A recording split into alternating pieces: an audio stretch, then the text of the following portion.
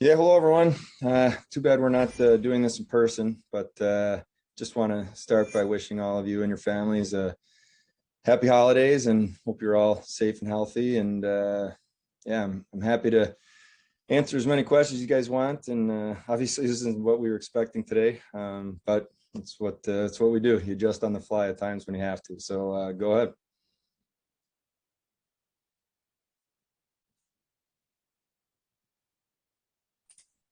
Hey, Kevin, John Worrell. Hope you get a chance to enjoy your holidays as well. Um, just is it come to the point, and now that Zemgus and Skinner are on the COVID list, that is there just a reality that every team seems to is going to be going through this for the near future, the way you see it? Well, I think what you're seeing is this is all over the world, right? The whole world's dealing with this, and obviously, as a sports league, we're part of that. So, the protocols are in place. You're doing your best to follow everything, but you get up every day and see what the day brings. So, we've talked all year to our players about being vigilant with the rules and really making sure that we do everything we can to keep ourselves and each other safe.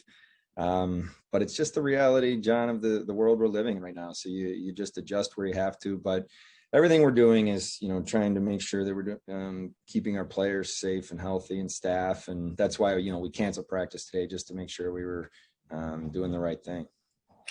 Are they asymptomatic at this point? Can you share that?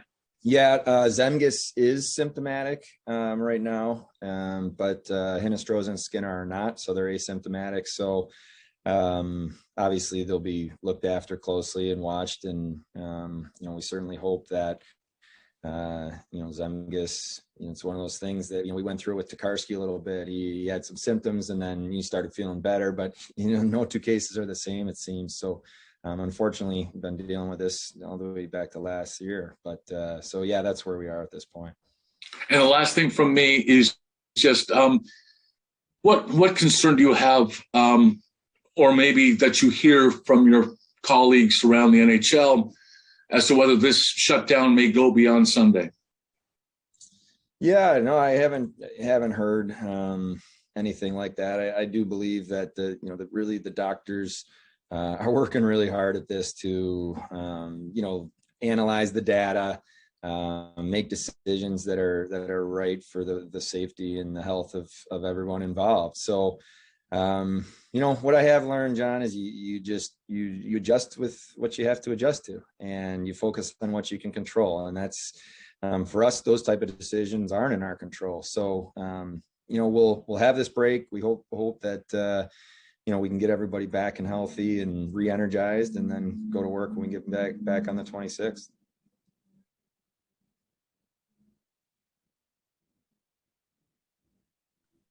There we go. Hi, Kevin. Thanks for taking the time today. Yep, no problem.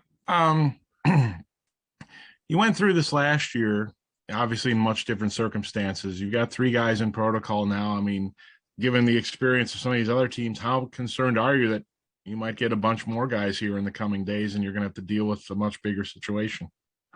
Well, there's always concern, right? I mean, we've been, like you said, we've been dealing with this for quite a long time now, and the whole world has been. That's just the reality of the situation. But we're as an organization, we're following the rules. There's the testing that's going on, so you're constantly on top of these things. The medical professionals are the ones that are making the decisions. But of course, you do have concern, and you have concerns about the guys and the staff. We're hoping that if there are positives, they're asymptomatic and you can, you feel okay and you test out, but that's not always the case. So yeah, for sure there's concern, but I think everybody in the world is dealing with that, not just the NHL. What is the status in Rochester right now? I know the coaches are back. Do you have any cases going on there? Yeah, there is one case that a positive today that we just found out about. Yeah, but they had a flu situation going through the team where they had been testing pretty regularly, back over the last couple of weeks, and They unfortunately had a flu bug that was going through the team that they were dealing with. But yeah, like you said, you worry about that across the board, and they'll continue to monitor that situation down there for sure. And is that a staff or a player case? At the player. Thanks, Kevin. Yep. Kevin, as far as the timeline of the last couple of days, when did you figure that the game was really in jeopardy on Monday? Yesterday's game, was it Sunday, or were you optimistic? I guess, can you take us through that? Yeah, from my standpoint, you heard about the positive cases that Columbus had, and then was made aware that they didn't travel, and then they were going to test the next day. So, the optimistic view was that, okay, hopefully they get up, they test, they don't have any more negatives, they're on a plane and we're playing hockey, and we were excited. And but then I did get information pretty quickly yesterday morning that they had more positives, and you saw what happened with other teams around the league, and you kind of assumed then at that point the game was in jeopardy, which not too long after that I did find out. So we talked to the team. Then also, being a unique situation where our game Wednesday had already been postponed and we're playing the same opponent on Thursday, you're trying to not look too far ahead. You're kind of going hour by hour, day by day at this point. But, you also have to project and say, okay, where are we going to be in a couple of days? And so you started thinking about that right away. And then obviously the decisions were made as the day went on. So that's kind of the timeline for me personally, from Sunday through yesterday evening, kind of where we were at. And then, the hope was today that we could have a good practice and really, get the guys going and before we let into the break. But then once the two more positive cases today, it didn't seem the right thing. And we wanted to be smart and safe and do everything we can to protect our players and staff. Would you guys, if Vinny was the only guy on the list, would you guys have tried to practice today, you think? That was the plan. We had obviously, we didn't make that decision on our own. We went to the doctors and asked and where their comfort was and what was the right thing. And, the thought was, let's test everybody this morning. And if that was, if we didn't have any more positives to get the guys on the ice was the hope. And that was, cleared by the medical professionals, but obviously that's not what happened. So that's why we made the decision we made. Thank you. Yep. Hi, Kevin. Between injuries and COVID, I know Ukko-Pekka seemingly got kind of pressed into action. When you kind of look at the forward situation now, is there a concern that more positive cases could pile up and you might have to bring up guys from Rochester a little sooner than you expected just because, you need bodies? Well,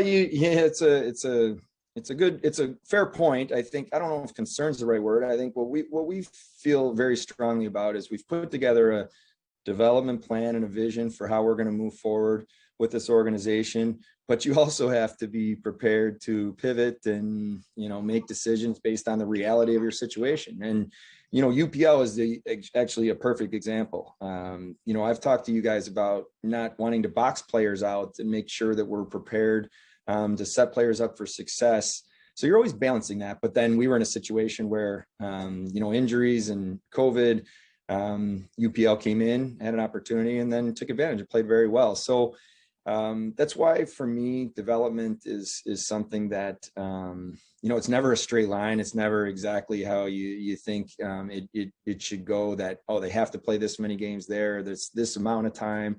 It's fluid. But I think at the back of our minds, and we have this conversation every single day, how do you set players up for success for the long term? How do you make sure players are getting what they need, whether it's here or in Rochester, to prepare them for being that NHL player that we need them to be when they're here full time. So that's something Donnie and I talk about every day. Seth and I talk about it. Jason Carmos, Mark Jagvos. These are daily conversations, and sometimes it changes based on the circumstance.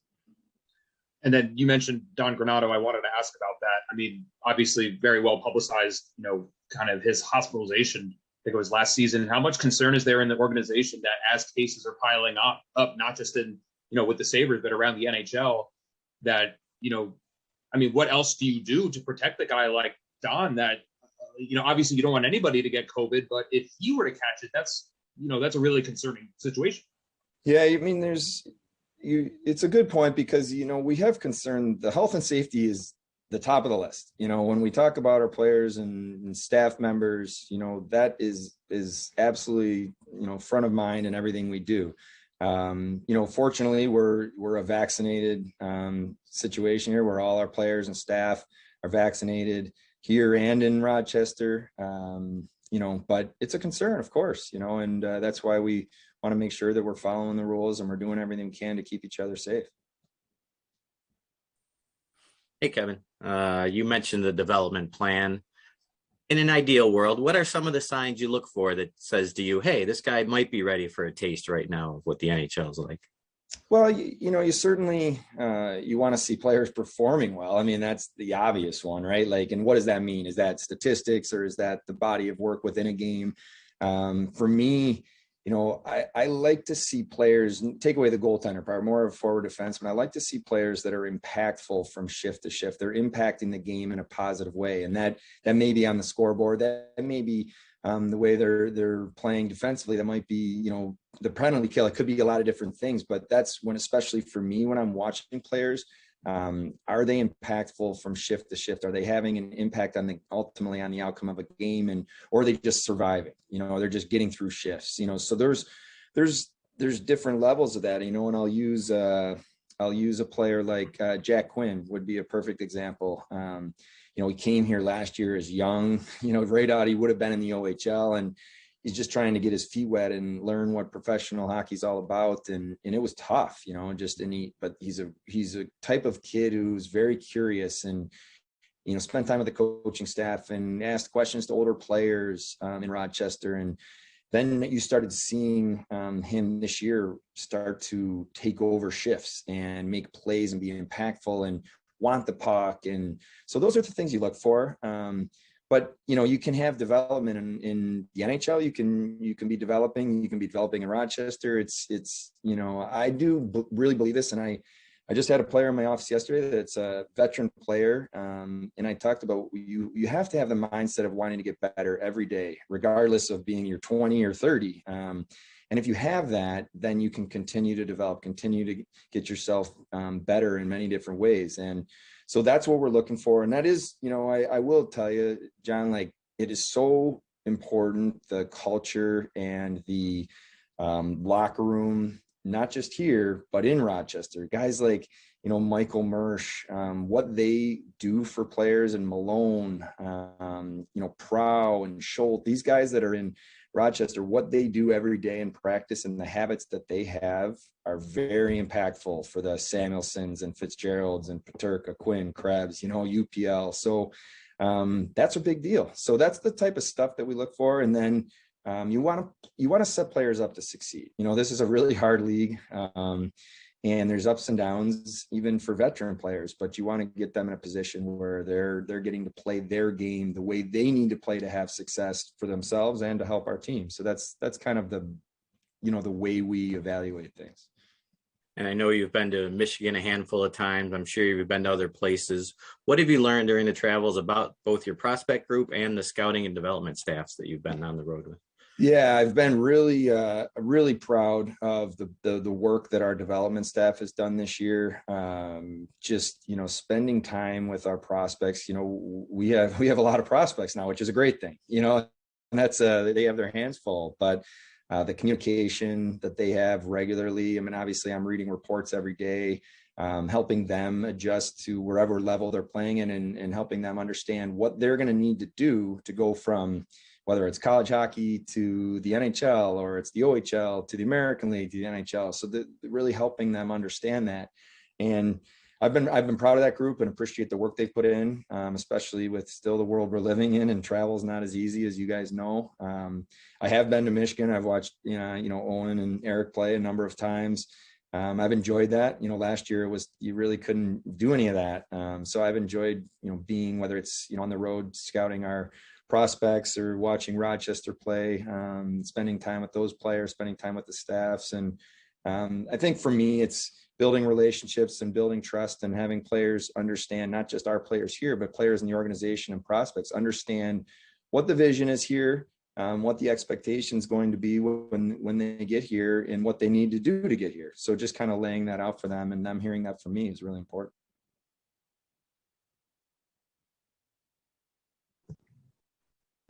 Hi, Kevin. You guys experienced an outbreak last season. I'm curious, how before the season did you prepare for something like that to possibly happen again this season? And also, just how relieved are you that you guys didn't have to go through a vaccination issue? You didn't have to push in from the jump. You guys have been 100% vaccinated for your team to protect themselves. Well, it does give you some peace of mind, honestly, because you just look around the world and you see vaccination rates, and obviously everybody's different, but people that are vaccinated just generally tend to be less sick if they do get COVID. So it does give you some peace of mind. I'm proud of our players and staff across here and in Rochester, and how serious they've taken this, and wanting to not just protect yourself but each other. I've had conversations with people in our organization about that, like as someone would wake up with a headache, and it's like, what, I want to make sure I'm staying home until I know I'm negative, because I don't want to put anybody else in jeopardy. And I just think that's a kind of a powerful thing, that's built here in this organization, where people care about each other. And it's hard, you're navigating that. And I don't know, to kind of answer your first part of your question, I don't know if you ever can totally prepare. You're kind of like, you're just kind of, every day you get up and you see what the day brings. Especially in my role, it's no 2 days are the same, and you kind of adjust and react with what you're dealing with in that time. And that's the way the whole world's dealing with it right now, though. And quickly, do you know yet if there will be a game tomorrow night in Rochester?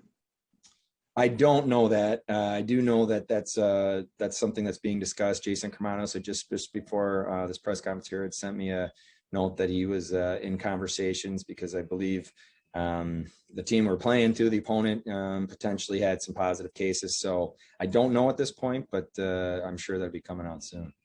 Thanks, Kevin. Yep. Hey, Kevin, with the way this variant is, it's just starting and we don't know very much about it. When you get one of your goaltenders healthy, Tokarski or Anderson, are you thinking you may have to waste a roster spot on keeping 3 goalies up here just with the situation the way it is? Yeah, it's it has crossed my mind. And so you think about how fortunate we are to have Rochester so close to Buffalo, but we're not always in Buffalo. And it's so is there a situation where you're on the road? Do you do something like that and make sure that you're always having an extra? There's a lot of times that makes a lot of sense. Unfortunately, it doesn't always work perfectly like that, because there's times where players are, they're day to day, or they're out of the lineup, but they're not on the IR because you think they're going to be back. So it doesn't give you that luxury to do that. But I think at times that may be something we'll have to visit, especially if we're going on a road trip where it's not as easy to get someone, up. And I know that's happened a couple of times this year where we had to get, UPL came and met us in Florida, and it was like a quick, early flight. You're trying to get them there for game time, and in your head you're thinking, we don't want to be in an emergency situation where you don't have 2 goaltenders. So for sure, it's something we'll think and talk a lot about. And as we look at this season, you had a pretty miserable 20 games there for a while, and the last 4 or 5, you've gotten points in 4 in a row. You got a real quality win in Minnesota. What do you think maybe is turning the tide here from what had been happening to starting to get some results in some difficult places to play? Well, I think, I think from my standpoint, you try to evaluate in a really, really honest way where we are at game in and game out. And you're right. There's a stretch there where I didn't feel that we were doing enough things, putting ourselves in positions to get results. We had pockets of the game where we were playing really well, but maybe not enough 60-minute type of effort to get the result you need. What I did feel is, even, dating back to the Rangers game, I believe, we started seeing our team, playing the way we need to play to have success, kind of possessing the puck, attacking, playing really aggressive, not just offensively, but defensively. Certainly, UPL really came in and was really solid for us. And even though the result right away maybe wasn't there, you could see us playing the way the process of our game was right, and then started to see results. So, I'm really proud of the way the guys, for a young team that we have overall, the maturity they've showed of sticking with how we need to continue to push through it. We can't let the day-to-day, you can't get obsessed about day-to-day results change how we have to play ultimately to become a better team. And that can be easier said than done. You know that, Paul. It's like, there's a lot of pressure, there's stress that can happen every day. But for me, it's a constant reminder to the coaches. We need to focus on today getting better. How do we get better individually? How do we get better as a team?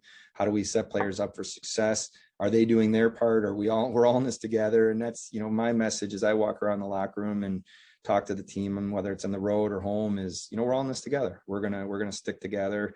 We have a really, really good locker room right now, which is exciting for me to see. The culture here is turning, and it's a positive. It's players that want to be here. It's players that are excited about where we're headed. So let's just focus on today. Let's get better. And I think when you have that mindset, then you can work through the tough times. And that's what I felt really good about over the last handful of games. Kind of just goes to what you've been speaking, how this thing is flying. The Washington Philly game just got postponed tonight, just like you said. Hey, Kevin, here's something for you. Middlestat, Anderson, and Hag. Is there any concern that any of them are done for the year at this point? No, I don't think so. Casey, man, he worked extremely hard to get himself back. And I thought played very well, and, jumping back in a couple games. And then unfortunately, when he got re-injured, it was a little bit of a different injury. It was in a similar place, but the injury itself was a little bit different. So, obviously then the decision was made where he needed to have surgery, but all indications are that he'll be back and ready to go. We're not sure exactly when, but that's our goal, or his goal. And the other two, Hager's a warrior. I mean, he's played really hard for us. He competes at a high level. Yeah, I just talked to him this morning, and he's doing a lot better even than he was a few days ago.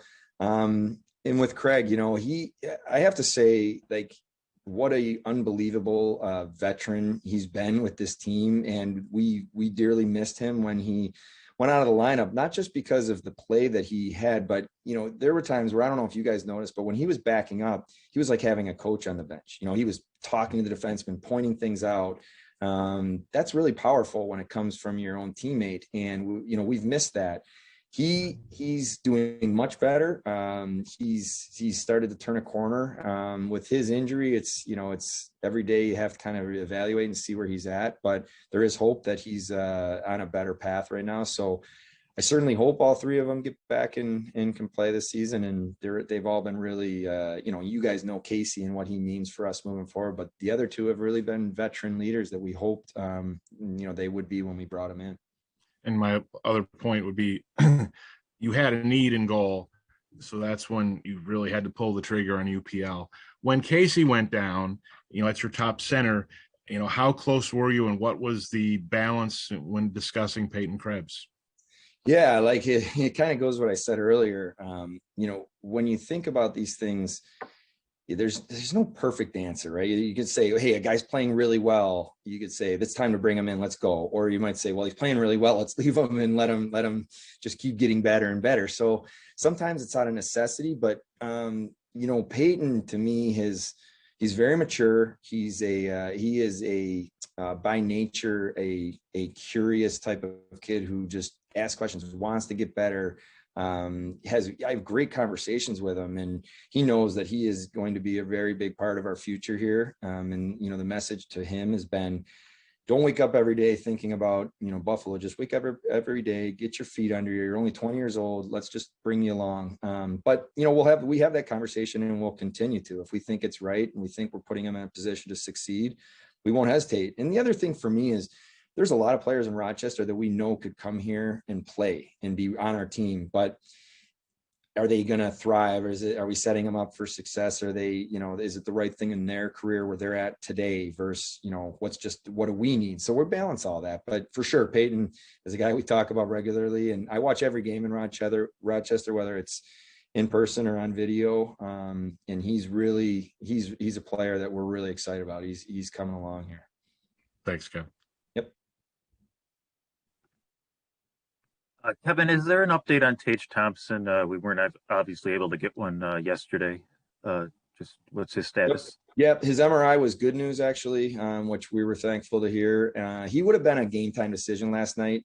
He may not have been able to go, but I think this break will be beneficial for him. He had a couple little things that, other than this one, he had a couple other little things that have been nagging him. So, obviously he's the guy that we count on. His progression from, what are we, December 21st? If you think about where he was last year, right before training camp started to where he is today is pretty incredible trajectory he's been on. And so hopefully these few days can get him a little bit rested and healthy and back at it, because he plays big minutes for us. He's turned into I give Donnie Granado and the coaching staff a lot of credit.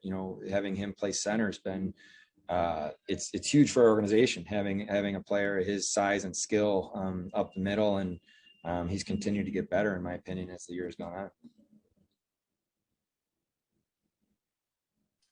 Hey, Kevin, it's Warren again.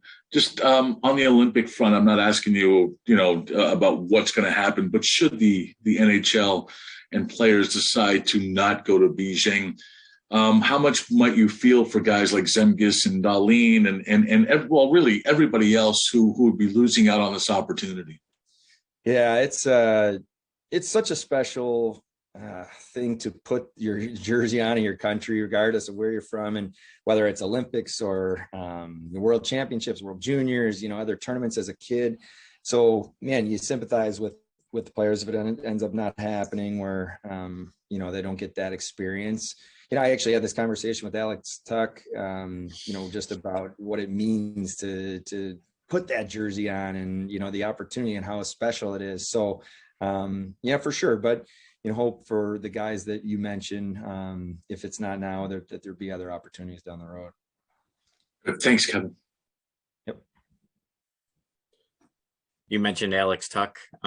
Two things. One, I remember when he had the surgery that Vegas said 6 months, and it's only 5. So how did that move up so much? And you've mentioned many times people who want to be here. What more have you learned about him since he's arrived? Well, from the health standpoint, yeah, he's a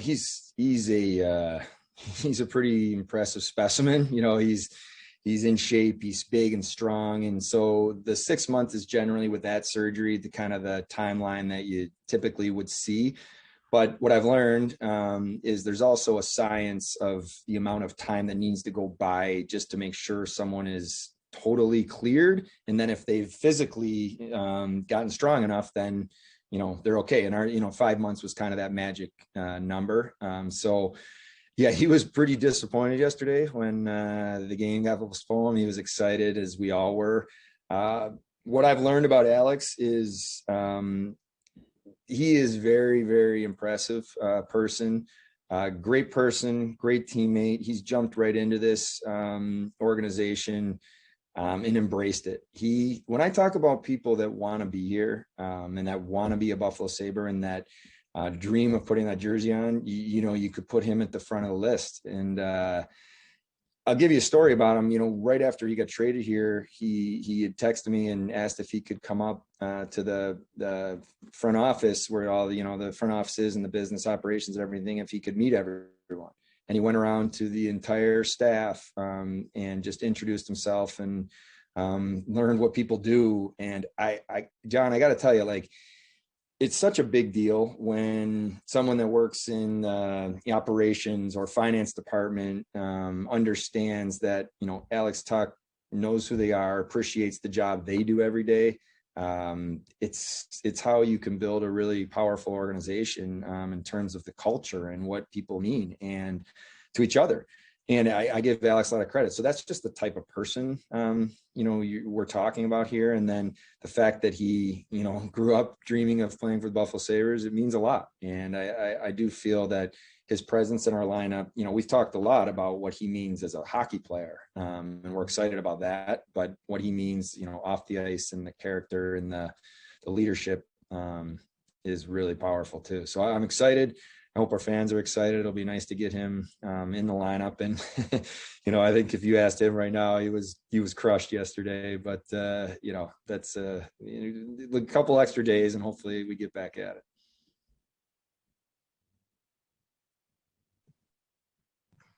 Well, that was my question. Just how deflated if he was deflated at all, not being able to make his debut, sitting out for a while.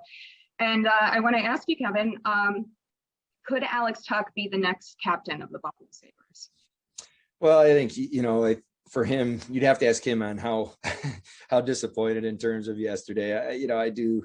There is a thing as a player you go through where coming off an injury, you're putting so much work in, but you're mentally still know you're not in the lineup, and then you go to that point where, okay, I'm close, and now mentally you start kind of dialing it into where you need to get into a certain frame of mind to be prepared to play. So you could see his focus, even going up a notch over the last say week. And then you go to bed the night before thinking I'm about to make my debut as a Sabre, and so there's obviously the emotion, and in terms of the leadership, what I have to say that it's something that we talk a lot about, Donnie and myself and the staff about what we're building here, what we're building towards. A player like him is obviously really important to that. I do want to highlight what an incredible job, in my opinion, Kyle Okposo and Zemgus Girgensson have done with this team from day one of training camp. Have just taken it on in an authentic, very honest, just genuine way of who they are as people, how they act every day, and how they prepare off the ice, and their play on the ice has been terrific too, which is great to see. So we'll evaluate that as we move forward. But I've been really happy with the way the veterans have led on the ice and off the ice. And I think if you asked our younger players, they would say the same thing. Thank you very much, everybody. Have a good holiday.